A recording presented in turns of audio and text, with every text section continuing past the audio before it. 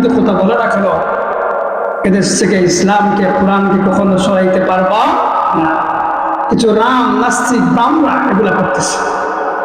আপনারা সবাই জানেন যে ভারতের বাবরি মসজিদের অবস্থা কি করেছে জালেমরা।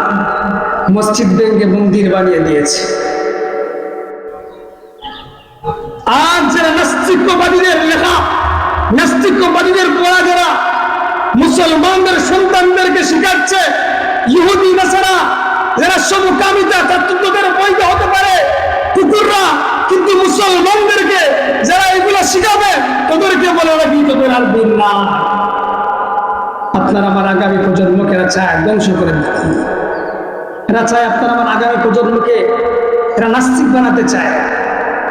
দেখেন আপনি তাকিয়ে, যারাই শিক্ষা ব্যবস্থা নিয়ে বসে আছে একটা মানুষ না, শক্তি কুকুর, ইসলাম বিদ্বেষী।